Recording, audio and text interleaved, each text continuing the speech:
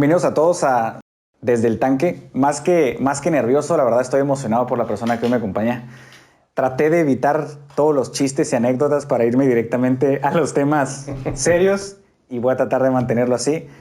Una persona que respeto, admiro y aprecio desde hace ya 13 años, que fue donde yo inicié mi carrera profesional. Wow. Más que nada a nivel de entender en qué consistía para mí las ventas y el emprendimiento en una plataforma seria, ¿no? Estuve muchos años en el área de tiempo compartido, pero cuando llego yo a Grupo Bustamante, eso marca un antes y un después en mi carrera y me da mucho gusto 13 años después estar aquí sentado contigo. Héctor Bustamante, ¿cómo estás? Muy bien, Jorge.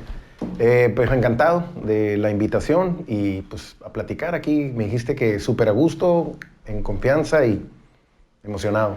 Pues claro, pues ahora sí que, además de conocer un poquito la parte de tu trayectoria, digo, traigo ahí unos datos que no sabía, a pesar de que tiene muchos años que te conozco. Más de 20 años en la industria inmobiliaria, y hoy no solo como un referente de la industria en donde manejas una gran cantidad de oferta, sino que además eres generador de demanda y de proyectos que voltean a ver a Tijuana o voltean a ver a Baja California por considerarte un referente, ¿no? Y eso se me hace algo cuando un negocio impacta a un nivel diferente, ¿no? Fuera de comercializar de manera exitosa o vender, ser un referente en donde incluso inversionistas dicen, yo quiero porque ahí hay una garantía para mí. 20 años de experiencia en Grupo Bustamante, ¿se puede decir la edad? Claro, Por 52 supuesto, años. 52 años. Orgullosamente 52 Eso. años.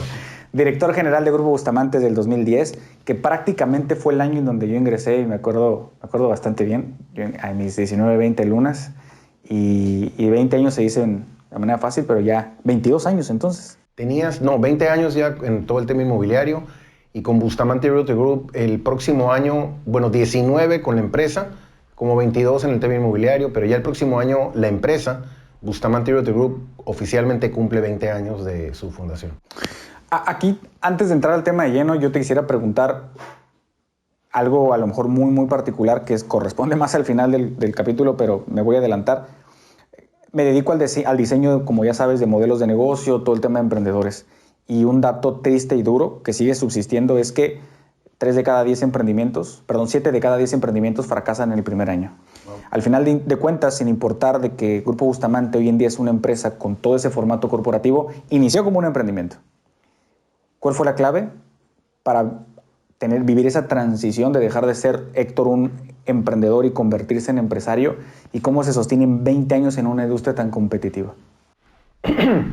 Creo que me tendría que ir mucho más atrás porque como contexto, o sea, para contextualizar, no estudié carrera. A mí me corrieron literal de 5 prepas. Siempre lo he dicho que soy muy preparado. Algunos hasta me decían el 5 prepas.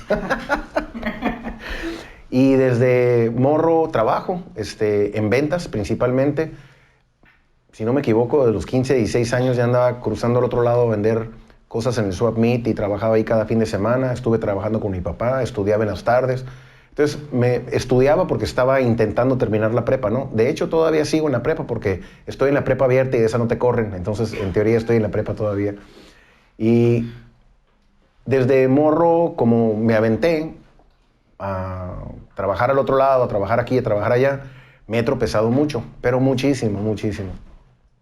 Yo creo que más de 7 veces de 10 intentos que tuve, yo creo que yo traigo un récord como de 9 tropiezos de cada 10. A una u otra cosa le he entendido.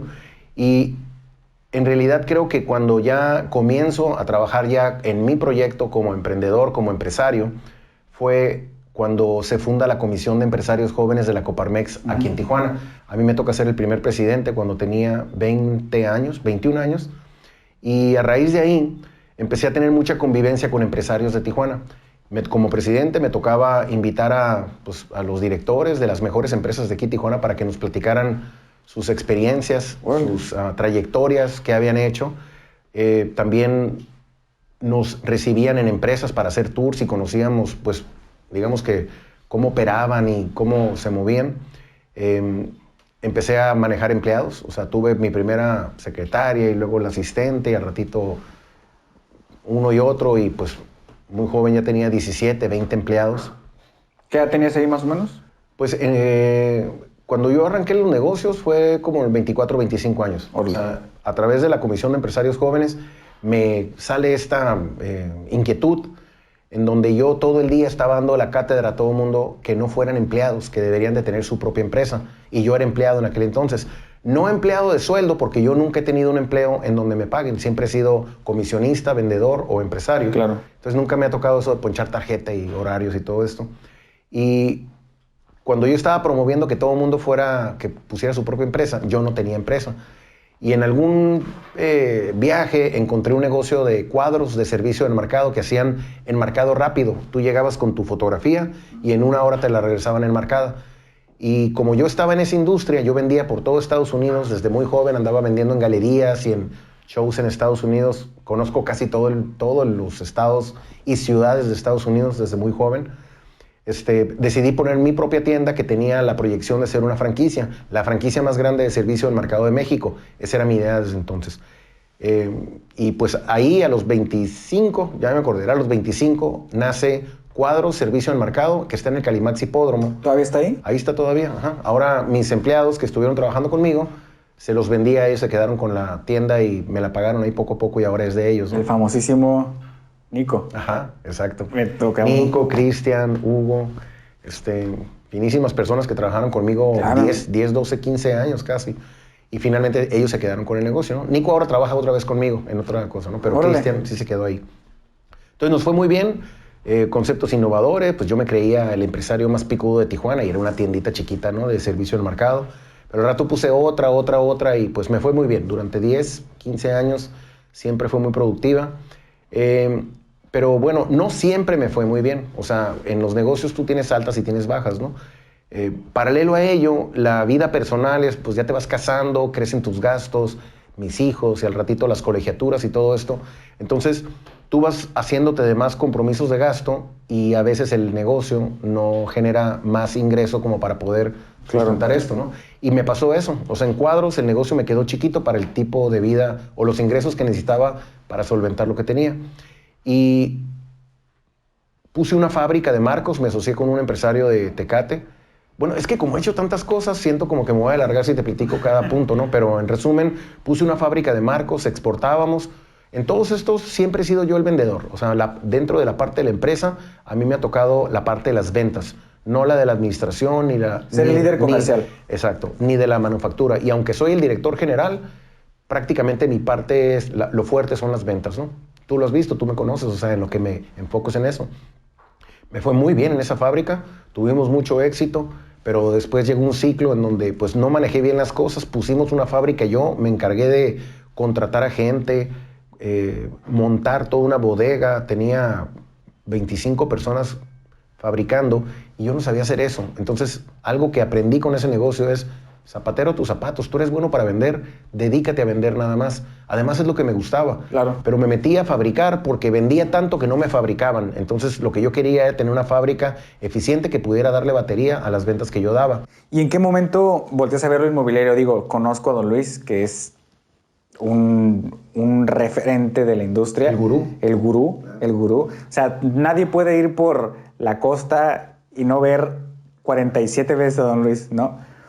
Pero independientemente de esa influencia, ¿hubo otro factor o crees que algo que fue directamente la parte de...? No, fue eso, efectivamente, ¿no? Y hasta te voy a platicar una historia. Entonces, cuando me fue mal en el negocio de cuadros, esto estoy hablando de hace 20 años exactamente, me aventé un par de años de crisis, pero muy fea. Y además, en ese momento traía una adicción que era el golf. Todos los días jugaba golf, 3 o 4 veces. Y andaba distraído, no alcanzaban los gastos, me la pasaba jugando golf. El negocio se estaba cayendo y pues me aventé una etapa de crisis fea, ¿no? Y mi papá me invita a trabajar con él.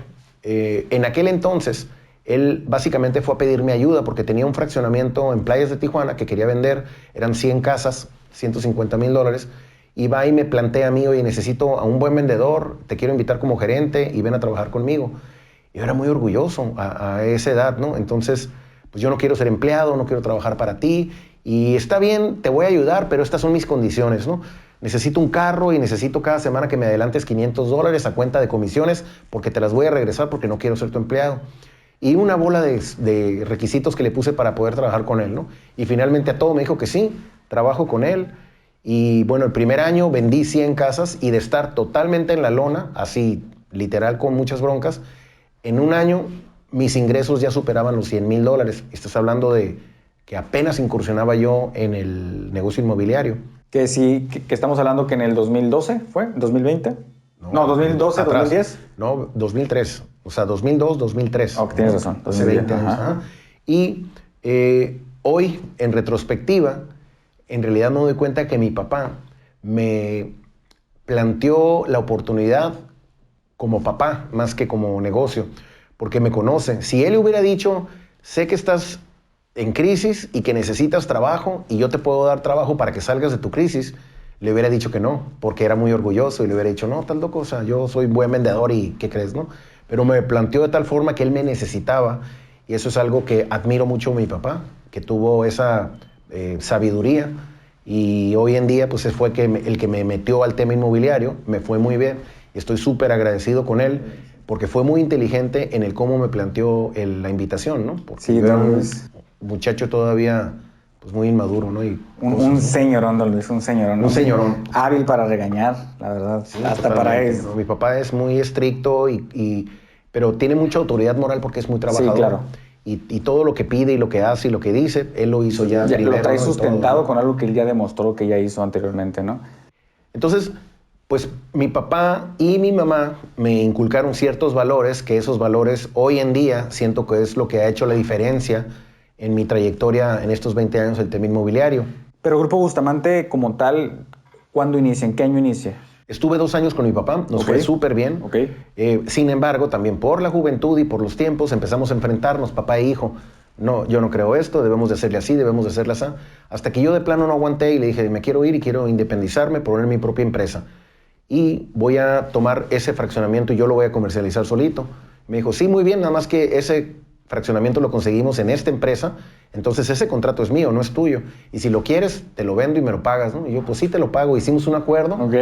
Y muy bien. O sea, siempre, mi papá y yo siempre hasta ha habido como un tipo de competitividad sana, ¿no? Ya no, ahorita ya no, pero de jóvenes sí. O sea, pues yo siempre quise ser mi papá. Claro. Como vendedor, ¿no? O sea, siempre quise ser ese señor que todo el mundo respetaba y que vendía muchísimo, ¿no? Entonces, todos los pasitos, pues yo iba... Nada más, cada quien ya tiene sus diferentes estilos. ¿Y en qué año te independizas? ¿Cuándo Grupo Bustamante arranca? 2003. 2004. Es que me acuerdo porque tengo mi acta constitutiva del 2005, pero en realidad la empresa empezó en el 2004. ¿Y cómo empieza? Pues me separo, tomo un proyecto, nace Bustamante Realty Group. Se llama en inglés la empresa porque yo iba encaminado mucho a venderle a americanos en todo el corredor de playas a Ensenada. Entonces, inclusive la empresa empieza con página internet en inglés, asesores que hablan inglés, muchos asesores americanos. Tomamos un proyecto en zona costa, otro en bajamar. Y cuando empieza la empresa, pues empiezo con mucho éxito también. O sea, tipo 40 casas en un mes de venta y otro evento y me fue súper bien. Mira, yo me acuerdo de un momento, obviamente pues el único en el que yo te conocí. Y de ahí, a lo mejor de ahí te voy a hacer una pregunta porque yo entro en el 2019 a trabajar para Grupo Bustamante. Y obviamente pues ahí fue ya un antes y después para 2009. el Grupo. Sí, 2019, no, 2009. Sí, pues 19 fue hace 3 años. Tienes razón. Y imagino que para ahí, pues para Grupo Bustamante fue un antes y un después, ¿no? Cuando yo entro. Totalmente, la empresa cambió. Ahorita somos lo que somos gracias a todo lo que nos enseñamos, ¿no? Bueno, lo dirás de broma, pero sí hay muchas cosas que admiro de ti, ¿eh? Y lo comento mucho en pláticas de ti y de Germano, claro. La capacidad y el talento de estar con tenacidad buscando la prospección en frío. Yo creo que el vendedor exitoso, el más exitoso, es aquel que sabe prospectar en frío. El que no tiene miedo a tomar el teléfono, hablar y que te cuelguen. Y que te dejen plantado y que te rechacen y que te cancelen citas y que te cancelen contratos y que te maltraten. Porque en realidad nosotros como vendedores estamos expuestos todo el tiempo al maltrato. Porque de cada 10 a los que les tratemos de vender, 9 nos van a decir que no. Entonces llega un punto en donde tú desarrollas una habilidad de que ya no te moleste el no. Y yo vi eso en ti desde que llegaste el primer día. O sea, tú ya estabas formado con esa casta. Se te resbalaba el no. Y eso es algo que yo observaba que mis otros vendedores no tenían. O sea, cada no era un chin y se deprimían y todo. Y a ti se te resbalaba, ¿no? Entonces, porque creo yo que entendía que cada no era un paso más cerca del sí. Claro. Entonces a mí me gustaba recibir no, porque me acercaba a mi sí. Y digo, aquí viene una parte de mi trayectoria en donde, por eso yo mencionaba antes de que grabáramos, no sé, que para mí marcó un antes y un después, no solo a nivel profesional, sino a nivel personal, de qué quería yo como profesionista, qué quería yo en cuanto a mis ingresos, ser más formal, más disciplinado, ser... es un mundo bien que te alinea, que te cuadra el inmobiliario, ¿no? Y yo me acuerdo que cuando yo entré a trabajar contigo, Grupo Bustamante estaba como en una etapa transitoria de definirse, que incluso tenía cuestiones que tenían que ver con un pequeño declive en ese momento, una pequeña racha no muy buena. Y entra este proyecto en Tecate y creo que de alguna manera, por lo menos desde donde lo viví yo, todo se empieza a alinear para todos. ¿En qué sentido? Yo y el resto de los compañeros que veníamos de la industria turística con un modelo de venta sumamente persuasivo, sumamente propositivo, totalmente en frío, donde la venta se saca el mismo día, donde hay un seguimiento tenaz y no a lo mejor en el pasivo tradicional que se puede considerar el inmobiliario, funciona, se genera este proyecto, Rancho Tecate, y empieza a haber una sinergia como una pieza de dominó, obviamente liderado por ti, no quiero decir que este proyecto fue lo que, pero liderado por ti como un efecto dominó de como hasta cierto punto una nueva escuela, de cómo se debe trabajar en esa tenacidad o en esa manera de ver que el no es un gaje del oficio, que hay que sacudirse y continuar, ¿no? Entonces, ese momento para mí fue muy, muy, muy importante y me atrevo a decir que esa etapa también yo creo que fue algo que marcó muchas cosas que hoy en día representan a Grupo Bustamante, ¿no? Que fue una etapa de maduración o de incubación. No sé tú si estés de acuerdo con ello. Sí, totalmente. Estamos hablando como del 2007, 8 y 9, cuando había una crisis internacional inmobiliaria. Sí. Y si a alguien le pegó fuerte fue a nuestra empresa, a mí en lo particular. Yo creo que si hubiera Óscares para el güey que más mal le fue durante el 2008, yo hubiera ganado los Óscares, claro.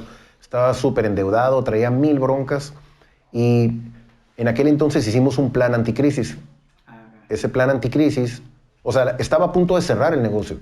Nos había ido muy bien y de repente se nos desplomó con la inseguridad, con esta caída de la bolsa de Estados Unidos y estuvimos a una nada de cerrar porque estaba endeudado. Tenía muchas broncas de deudas, de proveedores, acreedores, impuestos, rentas. En lo personal, cada semana me tenía que ir a sentar ahí con las monjas del Colegio de la Paz para pedirles que no corrieran a mis hijos. Tuve que regresar un carro, me demandaron por falta de pago de la casa. O sea, mi bronca estuvo grande. Y te platico esto porque muchas veces llegan conmigo, ay, traigo 1000 broncas, y me dicen sus broncas, y digo, no manches. Te voy a contar una de las mías, voy yo. Sí. Pero fíjate que, digo, con permiso les digo, sí. Eso. Pero fíjate qué padre lo que dices, y aquí es dirigirse mucho a los emprendedores y a los empresarios. Utilizaste una palabra que genera pavor en el sector empresarial, y es la palabra crisis. Y la mayoría, ante la crisis, hacen un cash out. ¿Qué puedo rescatar? ¿Cómo cierro sin terminar lastimado?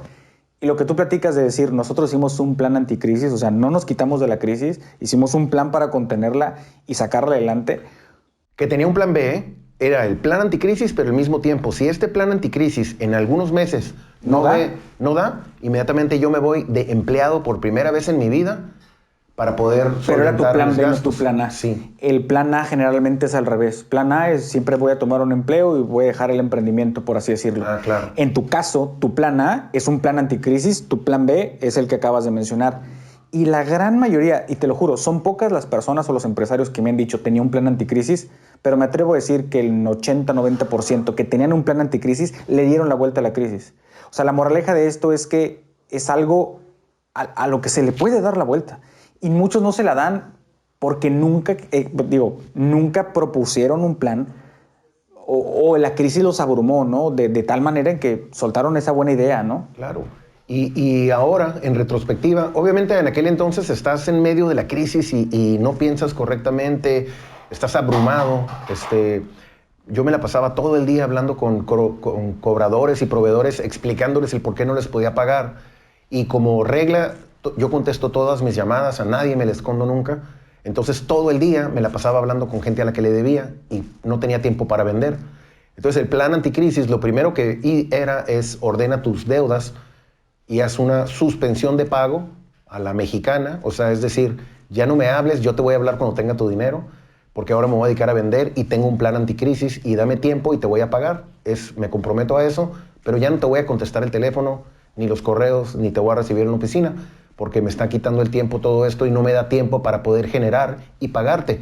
Está contra tus intereses el que me estés consumiendo mi energía. Entonces, pues, hablé con 60 acreedores y proveedores, porque eran muchos. Es la neta, ¿no? Y es la neta. O sea, obviamente que hablé con 60 personalmente para pedirles una tregua, ¿no? Dame un tiempo. Algunos me decían, te doy 3 meses. No, no me hables en 3 meses. 6 meses. No. Bueno, en 1 año te hablo. No me hables en 1 año porque yo no sé si esto se va a resolver en 1 año. Y ya me cansé de darte fechas de pago y fallar. Mi palabra está muy devaluada contigo. Entonces, ¿de qué sirve ahorita que te dé una fecha si no tiene valor mi palabra? Yo lo que quiero es recuperar mi palabra y que lo que yo diga me lo creas. Entonces, ahorita no te puedo dar una fecha, no me puedo comprometer a nada porque ya me cansé de fallar. Lo que sí te puedo decir es que te voy a pagar, eso te doy mi palabra. Ahí sí te voy a cumplir y vas a ver, ¿no? Pues me voy a ir, para no hacer larga la historia, en 2 años terminé de pagar mis deudas, hasta la última, o sea, 100% de mis deudas. Pagué cuentas que estaban en incobrables, cuentas que yo tenía que decirles cuánto les debía porque no se acordaban, localizando a clientes que en algún momento nos habíamos quedado con algún depósito, entró a la rueda del jineteo ahí, no se los pudimos regresar, y les hablaba y ni siquiera se acordaban de nosotros, y yo te debo a ti $6,785, ¿no? Y pagamos hasta el último penny a todo mundo. Esto fue en el 2012, o sea, nos tardamos 2 años. Hoy, 2022, la empresa no tiene deuda, no debe nada, porque nos formó aquella crisis. Me dejó tan asustado de los gastos fijos y de las broncas económicas que empecé a ser más cauteloso en los riesgos que tomaba. Yo siempre fui muy arriesgado y me aventaba con todo, pero en el camino me llevaba mucha gente entre las patas.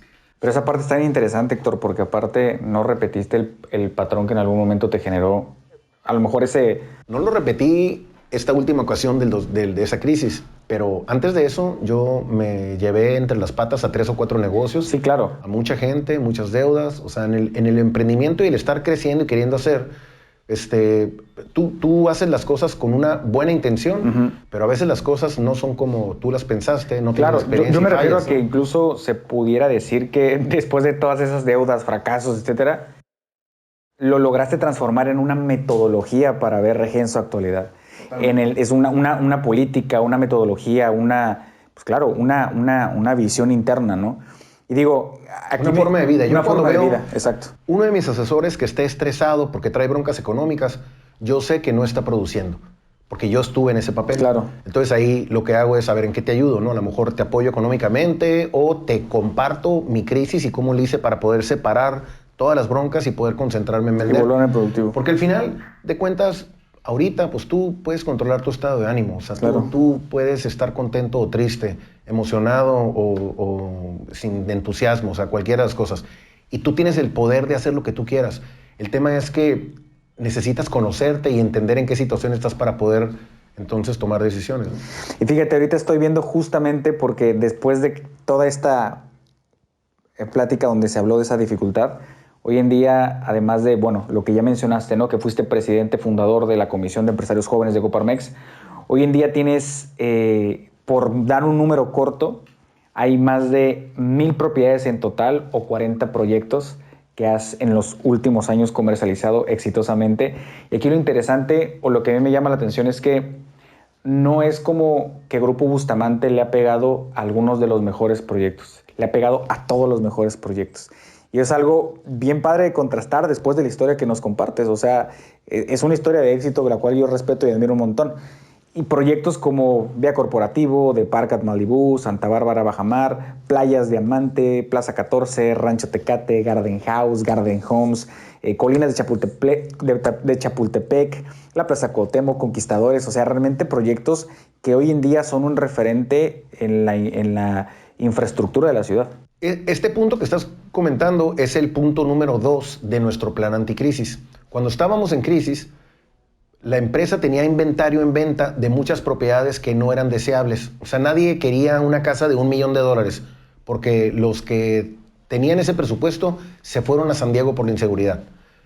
Nadie quería una casa allá en la quinta fregada, ¿no? O sea, muchas propiedades que no eran deseables. Hicimos nosotros una relación de lo que era vendible. Y en nuestro plan anticrisis escribimos, necesitamos escoger mejor las propiedades que representamos y las describimos al detalle. Porque si tenemos un buen producto para vender, Claro. entonces vamos a tener más posibilidades de vender. Y desde entonces empezamos a cazar lo mejorcito, ¿no?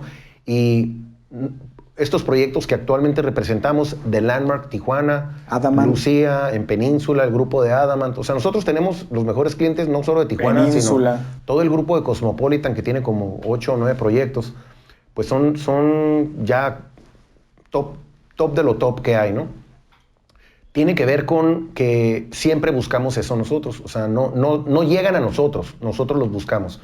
La mayoría de los proyectos que comercializamos participamos en la conceptualización. O sea, desde un principio le compartimos al desarrollador lo que podría ser un éxito en este terreno. porque ya vienes de un know-how, no nada Sí. más es voy a vender tu proyecto, te voy a incluso a dar algunos inputs de cómo puede ser mucho más vendible tu proyecto. Totalmente. Y si ustedes eligen las... Este es un mensaje que quiero darle a los emprendedores, que es muy importante porque yo lo aprendí cuando tenía 20 años. Yo trabajé en una fábrica de marcos, con Roberto Corona, que fue mi mentor, y un señorón.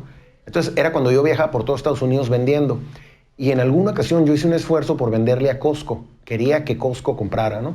Porque yo le vendía a Pottery Barn y a Macy's y al otro. Andaba en grandes ligas también en ventas.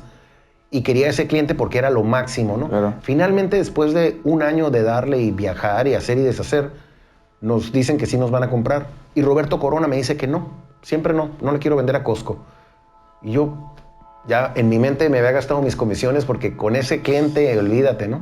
Y lo que me explicó es que este cliente es un cliente difícil que te regresa mercancía, que te castiga mucho los precios, que te jinetea en el pago, que no es leal porque cambia de proveedor muy rápido porque le sale una mejor propuesta en China.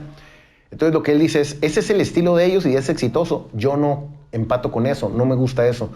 Yo no quiero trabajar para alguien que va a ser una lata. No es el tipo de cliente que quiero. Yo quiero un cliente el que valore la calidad, con quien pueda tener una buena relación, que me pague puntual, que podamos crecer juntos, que en realidad me respete como yo lo voy a respetar.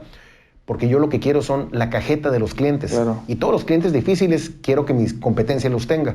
Yo quiero los buenos clientes, ¿no? Y eso es lo que yo he hecho. O sea, para poder nosotros entrar a un proyecto, no solo valoramos el proyecto en sí, sino valoramos al empresario, al grupo. ¿Cuáles son sus valores? Cumple con sus compromisos, construye con calidad, va a entregar a tiempo, está preocupado por sus clientes, por la postventa. ¿Qué tanto nos va a tomar en cuenta nuestras recomendaciones comerciales? ¿Qué tanto nos va a dar nuestro lugar en el proceso de la venta cuando ese es nuestro expertise? Que los vean como un aliado más que como un comercializador. Totalmente. Entonces hay muchos proyectos que les hemos dicho que no porque no reúnen los requisitos de lo que ahora queremos nosotros como cliente, ¿no? Y es que creo que ese consejo que tú das aplica para cualquier tipo de modelo de negocio. Para todo. Muchos piensan que no se deben de fijar en la reputación de quien los contrata, pero al final de cuentas el producto, que es la intermediación, va a afectar también en mi reputación. O sea, en el corretaje, un ejemplo, ¿no? Una inmobiliaria que decida vender un proyecto que tiene fallas estructurales o que se entrega tarde o que lo que sea, de quien primero se habla desafortunadamente es del tercero, del que comunica la oferta, que es la inmobiliaria. No se habla de que el empresario fulanito Pérez, se habla de quien le dio representación. Yo creo que entendiendo que la reputación se vuelve el valor intangible más fuerte de una empresa, es algo que vuelve lo mismo. Aprendieron a convertir en una metodología y en una garantía que hoy en día en lo inmobiliario creo que es pues bien importante. Y fíjate, con eso en el tema de garantías hay... te había comentado que me gustaría abordar en la tercera sección algunas temáticas que son más referentes a Tijuana. Y cuando me puse a hacer un poquito mi tarea, pues la verdad me llamó la atención que te encuentras información muy dispar que después te das cuenta que está conforme a la fuente le convenga, ¿no? Te pongo un ejemplo. Las páginas y los sitios y otras organizaciones que se dedican a publicar las ofertas de renta y venta dicen que es un boom y que está súper mega fregón, que tiran datos de, no sé, 2021, 50,000 propiedades publicadas, 75% casas, 25% departamentos, etcétera, etcétera, y que hay un boom en cuanto a eso. Por otro lado, se habla sobre la burbuja inmobiliaria que hay por el aumento, por el despunte de proyectos verticales, que sí, están muy padres en infraestructura, pero no hay no hay poder adquisitivo. Y por otro lado, entran datos de algunas cuestiones político-económicas que dicen el 70% de la población tiene un ingreso menor a 7,000 pesos y no puede acceder a vivienda digna ni en compra ni en renta. Entonces, la pregunta, a lo mejor ya con estos datos detrás está un poco más compleja, la pregunta es, ¿cómo está Tijuana actualmente? ¿En qué está parada en el sector inmobiliario y hacia dónde va? Tomando en cuenta todos los contrastes. ¿En qué contrastes? Me da la impresión como que hay dos perspectivas. La que dice, ve todo lo que está desarrollando Tijuana, los proyectos verticales, etcétera, etcétera, y la otra, pero no hay gente que le alcance, o no hay, o sea, hay un contraste como, no sé, me estoy explicando, sí, que antagoniza con ese boom. Ahorita leía que Baja California está en el top 5 de estados con oferta y desarrollo y en el tema de infraestructura. O sea, datos muy prometedores, pero por otro lado está el tema de poder adquisitivo, de burbujas, de recesiones, dejando a un lado la pandemia. ¿Dónde está Tijuana ahorita? Ok. En la antesala de sus mejores años, en resumen. Okay. Estamos exactamente ahorita con mucho aprendizaje de lo que debemos de evitar como gremio inmobiliario. El gremio inmobiliario influye sobre 3 industrias. El desarrollo económico, porque es un gran generador de circulante, mucho más que otras industrias. O sea, cuando una torre se construye, afecta a muchas subindustrias, que el proveedor del vidrio, el de la loseta, el vendedor comisionista, el proveedor de la publicidad. O sea, tienes muchas empresas que participan en el desarrollo y es una derrama muy padre, ¿no? El otro rubro es el desarrollo inmobiliario, que tiene que ver con el producto en sí que se desarrolla. Un centro comercial, una torre, una casa, un fraccionamiento. Y el tercer camino, que es al que no le habíamos puesto atención, es el desarrollo urbano. Son las 3 avenidas, digamos, que influyen todo lo que tiene que ver nuestro gremio. Y Tijuana ahorita está con el mejor desarrollo inmobiliario del país en cuanto a éxito. Es decir, los jugadores de desarrollo inmobiliario más importantes de todo México tienen sus ojos puestos en Tijuana porque es en donde más rápido se desplazan los productos y también más caro. O sea que hay mucha rentabilidad para el desarrollo inmobiliario en esta ciudad. Por lo tanto, grupos desarrolladores de parques industriales, de centros comerciales, de torres de condominios, de torres de oficinas, restauranteros, grupos farmacéuticos, agencias de automóviles, hospitales, grupos hoteleros, todos quieren con Tijuana. Entonces es un polo totalmente de atracción ahorita. Y estoy hablando de 2022, enero 2022. En México se sabe que Tijuana es el punto número 1. ¿Pero crees que eso se está inclinando a un sector económico específico?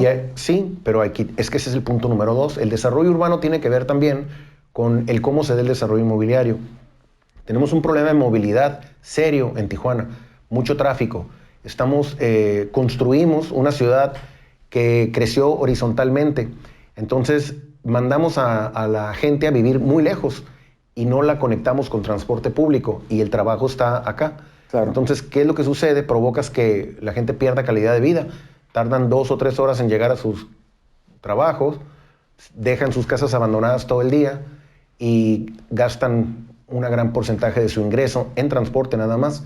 Entonces la ciudad no funcionó de esta manera porque hubo escasez de transporte, mal transporte público, exceso de automóviles porque es muy fácil importarlos aquí en Tijuana y todo el mundo usa vehículo.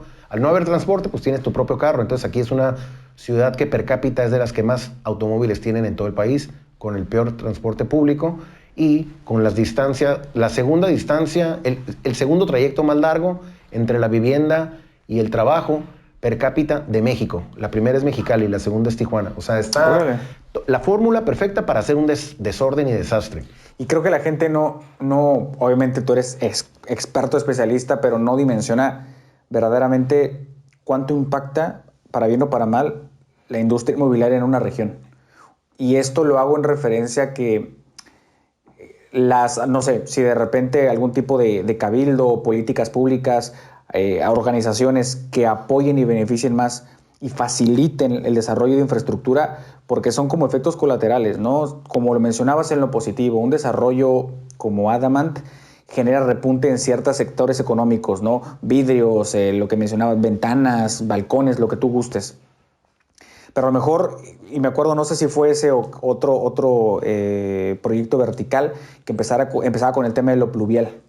Pero no era un tema del desarrollador, era un tema de que el municipio durante mucho tiempo no había atendido el tema pluvial, el tema de desagües. No entendí ese Sí, punto. sí. Empezó hace creo que un año y medio en esta zona hubo dos casos que recuerdo muy bien. En lo que es Chapultepec, que empezaron a haber manifestaciones de colonos, porque decían, nuestro lugar súper tranquilo, súper be quiet, ahora está lleno de restaurantes, cafecitos, bares, etc. Hubo derrama económica, pero de alguna manera un concepto que se tenía por los colonos se empezó como que a ver un poquito afectado, entre comillas. Pero el otro era que cuando empezó a haber mayor cantidad de proyectos verticales, se empezaron a emitir, no sé si la palabra es consensos o un tipo de peritaje técnico que decía no es sostenible a nivel drenaje municipal. Pero lo que no se entiende, para quien lee la nota, es que no es un tema del desarrollo, es un tema del municipio que durante mucho tiempo no creó esa infraestructura que corriera a la par del desarrollo y el crecimiento de Tijuana. No sé si me explico. El fondo del problema de Tijuana, en realidad, es que es una ciudad tan atractiva que tiene un crecimiento poblacional desmedido. Claro. Y no hay gobierno que pueda llevar el ritmo de generar la infraestructura para toda la gente nueva que llega a Tijuana, que quiere emprender aquí vida porque es la ciudad de oportunidades, y del bono demográfico como va creciendo. O sea, la población crece y los hijos se salen de las casas y necesitan vivir en su propia casa. Y entonces eso es imparable. Entonces, el primer punto es que tenemos que entender que Tijuana va a crecer a 4 millones de habitantes para el 2035. Está creciendo exponencialmente la ciudad. Entonces vamos a tener un gran rezago de vivienda. Ahorita tenemos rezago de vivienda, sobre todo en interés social. Y esto que te comentaba de que la ciudad es dispersa y distante, fue lo que provocó cierto tipo de desarrollo, en donde los desarrolladores solamente pueden hacer vivienda de media y media plus para un cierto mercado de Tijuana, dejando abandonado totalmente el interés social e interés medio. ¿Por qué? Porque los números no dan. O sea, los desarrolladores no pueden hacer proyectos porque en el costo de la tierra y el costo de la obra, aunque vendieran al costo, no dan los números. ¿Y antes se hacía esto. ¿Cuál pudiera ser alguna Pero te posible quiero solución? nada más comentar un poquito, ¿no? Porque hay como falsos, hay estigmas equivocados de la ciudad. Este es un problema mundial. Empecemos por ahí. Okay. Lo tiene Madrid y lo tiene Nueva York y lo tiene San Francisco, y ciudades de primer mundo tienen problemas de movilidad en todo el mundo. Hay problema de escasez de affordable housing al grado de que la ONU crea un grupo que nada más se dedica a revisar temas de urbanismo mundial y sacan una nueva agenda urbana en Quito, Ecuador, hace poquito que se acaba de hacer, creo que hace 4 años, y sale una nueva política de desarrollar vivienda intraurbana. Las ciudades se tienen que densificar y crecer vertical para poder acercar el trabajo a la vivienda, evitar el uso del automóvil, estimular el uso del transporte público, ensanchar las baquetas para que la gente camine, porque caminar es salud y seguridad. Claro. Y muchos otros beneficios, además que creas comunidad porque conoces a todo el mundo. Y el enemigo a vencer ahorita es el uso del automóvil. No son los desarrolladores, ni el municipio, ni el gobierno. O sea, todo tiene una justificación, pero es un tema cultural. Lo primero que tenemos que entender es que tenemos que caminar y andar en bicicleta. Y tenemos que ser una ciudad que funcione. Y cuando digo esto, se ríen de mí, me dicen, eres un iluso. Pues no soy un iluso, porque Hasta ahorita todo lo que he pronosticado en cuanto al desarrollo inmobiliario se ha dado y el crecimiento va como va. Zona Centro va en camino para la reconversión. Estoy hablando de otras ciudades que tuvieron experiencias que yo nada más estoy viendo, como San Diego. Hay una fotografía de 1985 del centro de San Diego que parece Irak, o sea, una zona súper abandonada, con homeless y con mil broncas. Y la misma fotografía 30 años después es otra cosa totalmente. Entonces nosotros vamos apenas como en el año 10 de la reconversión y nos hacen falta todavía 20 años. Tenemos que tener paciencia. Pero para allá va. Para allá vamos, ¿no? Y los desafíos de nuestra industria, el número uno es el de la vivienda social. O sea, tenemos que encontrar una fórmula para poder hacer vivienda asequible, porque de otra forma esto se convierte en una olla express y van a comenzar las invasiones. O sea, ante la falta de una vivienda, lo que van a hacer es que van a llegar y van a tomar un cerro, como lo hacían antes en el paracaidismo, y van a sentarse ahí, y después va a ser peor porque en este cerro yo pongo mi carpita que después me van a notificar y vamos a exigirle, ya que somos 200 aquí, al gobierno de que meta calles y infraestructura, luz, drenaje y todo. Y si el gobierno lo hace cuando ya está ahí la gente viviendo, es mucho menos eficiente, más costoso, tienen que llevar a lugares en donde no tenían planteado y es una forma equivocada de crecer. Entonces tú tienes que tener primero la vivienda para que la gente se vaya acomodando ordenadamente. El problema es que los mandamos muy lejos y no les dimos transporte público a toda la población que crece. Entonces tenemos que hacer vivienda intraurbana, resolver el transporte público, o sea, ponerle atención a las cosas que importan.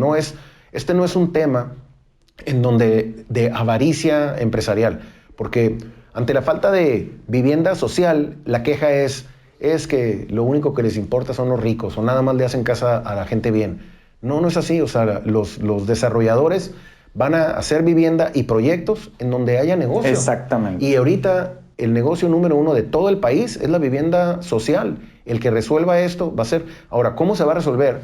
Tiene que haber apoyo de gobierno en subsidio. Primero, en créditos de Infonavit para poder tener clientes con derecho a vivienda que puedan rápido ejercer su crédito y con sus ahorros del empleo poder comprar su vivienda. Se quitaron esos subsidios. Tienen que ayudar a los desarrolladores, a lo mejor con el costo de la tierra, subsidiar el costo de la tierra.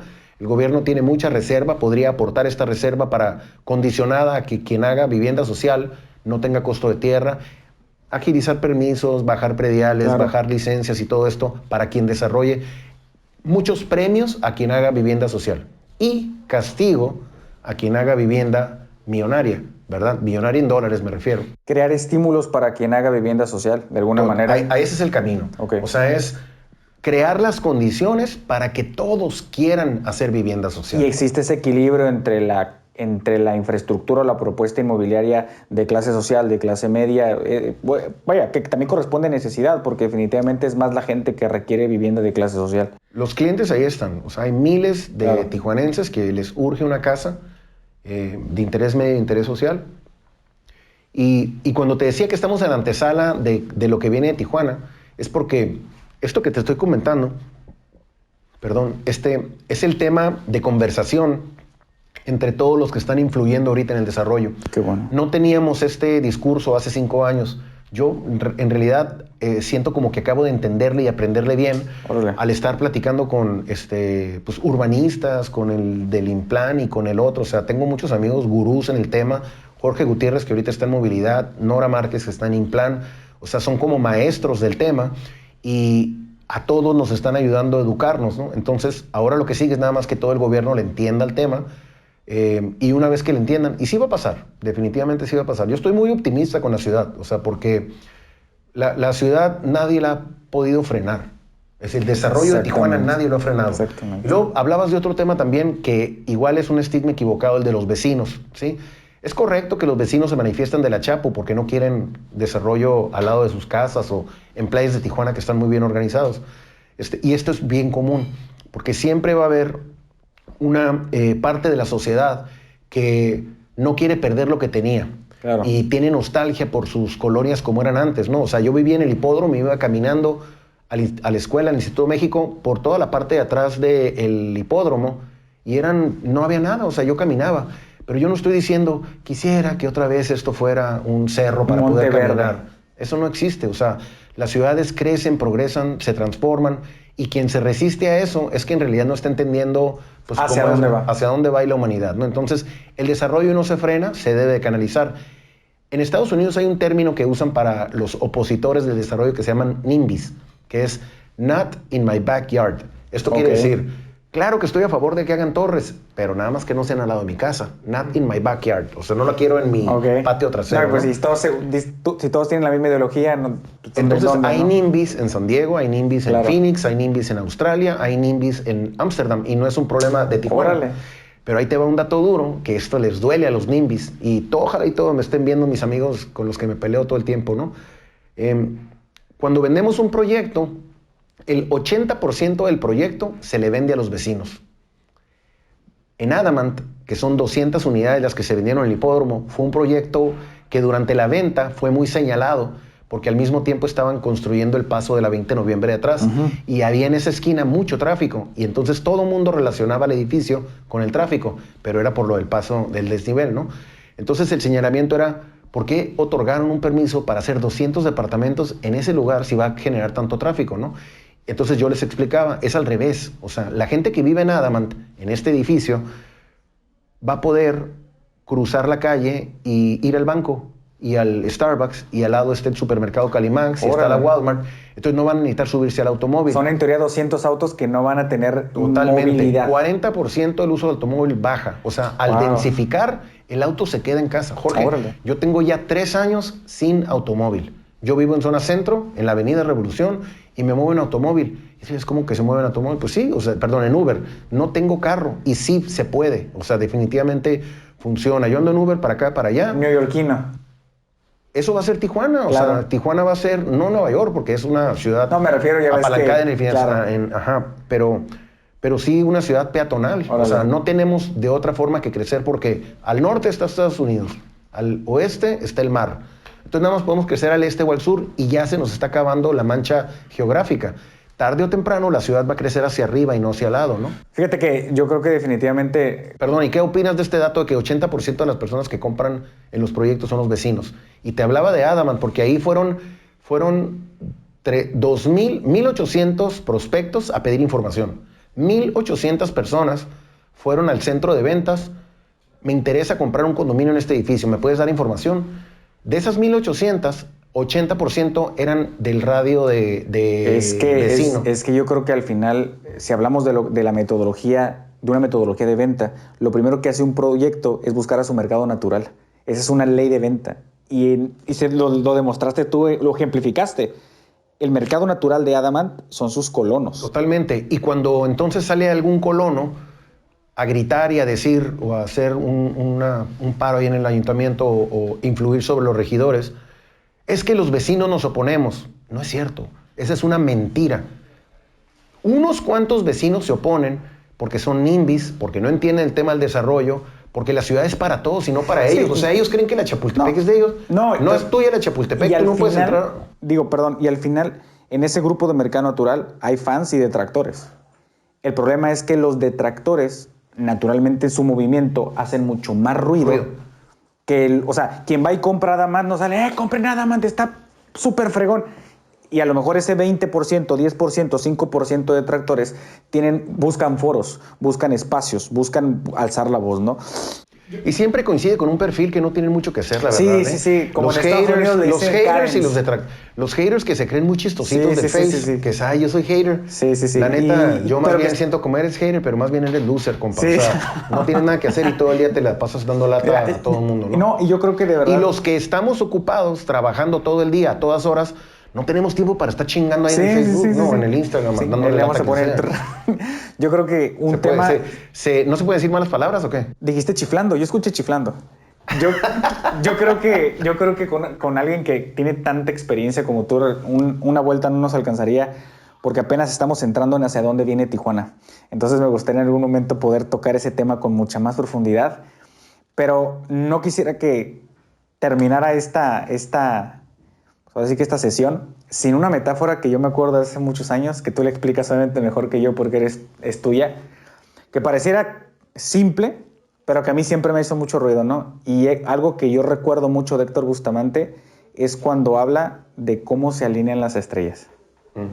Y me gustaría cerrar con ese consejo para nuestros emprendedores y empresarios y que entiendan eso que se volvió una filosofía en Grupo Bustamante, en tu mercadotecnia en algún momento lo llegué a ver incluso, y que en su momento cuando lo empezabas a manejar como concepto hace 10 años más o menos, 12 años, fue algo que incluso unió muchas partes de tus equipos de venta.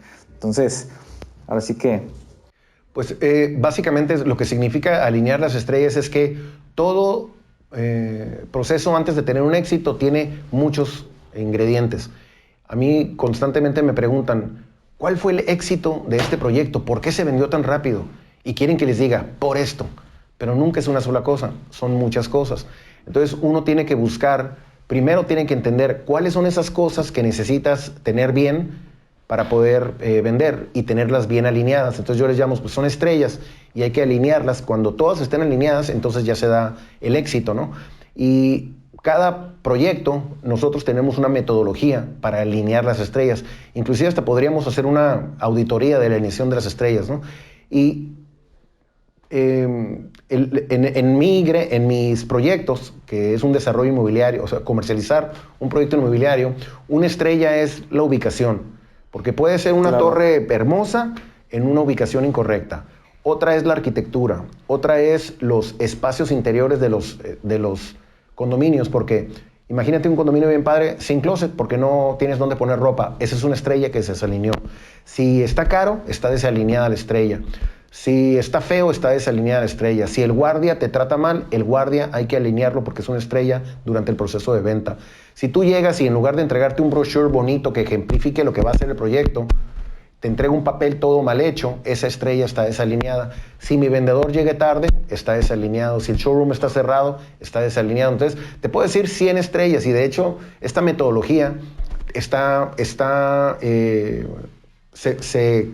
tienes que atender muchas cosas al mismo tiempo.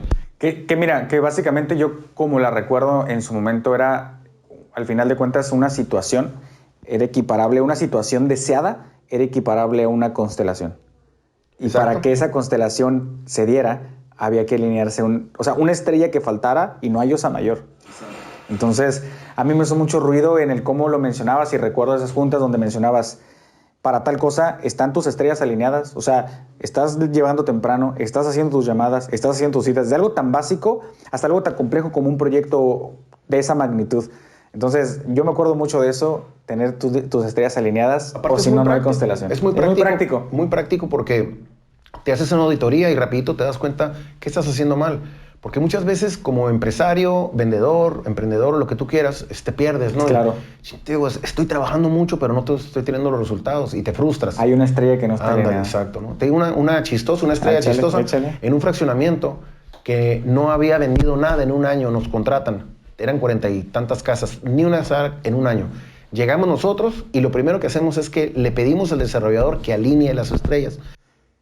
Pon un tapial aquí que tape todo el cochinero de la obra, porque cuando la gente entra al proyecto, lo que ve es mugrero.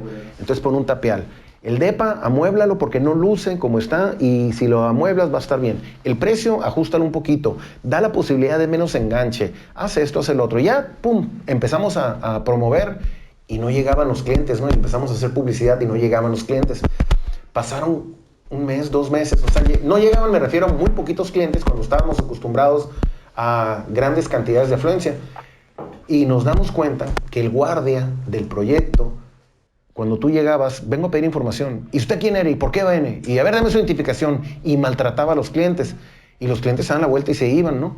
Entonces fuimos a hablar con el guardia, le empezamos a dar sus hamburguesas, sus agradecimientos, todo.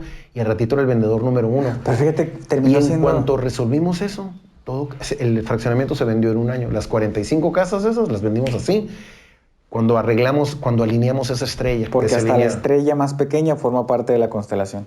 Héctor, ya podemos decir que la completamos. Ya está. La completamos. Si quieres te doy los créditos. De verdad, muchísimas gracias. De verdad, muchísimas gracias por estar aquí. La verdad me siento muy contento, muy orgulloso. Me encantaría tenerte en una segunda edición con un tema cada vez más complejo, sobre todo pues en este proceso de evolución y de transformación que está teniendo Tijuana.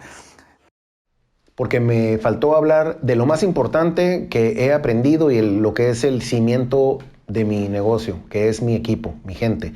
O sea, trabajar con gente fregona, esa es la clave para el éxito. Pues, ¿qué te parece si lo dejamos como un tema formal enfrente de todos los testigos que hay, pero los demás no ven, para hablar del desarrollo de equipos de alto rendimiento? Te describo a nuestros superestrellas con todo gusto. ¿Okay? Desarrollo de equipos de alto rendimiento. ¿Te gusta? Perfecto. Héctor, muchísimas gracias. A ti, muchas gracias. Gracias. Muchísimas gracias, de verdad. Fue un gusto haber estado el día de hoy con ustedes en esta primera edición de Desde el Tanque. Estoy seguro que tenemos la mejor patadita de arranque de todas las que podamos tener. Y bueno, nos vamos a seguir viendo y pues muchísimas gracias. Hasta luego.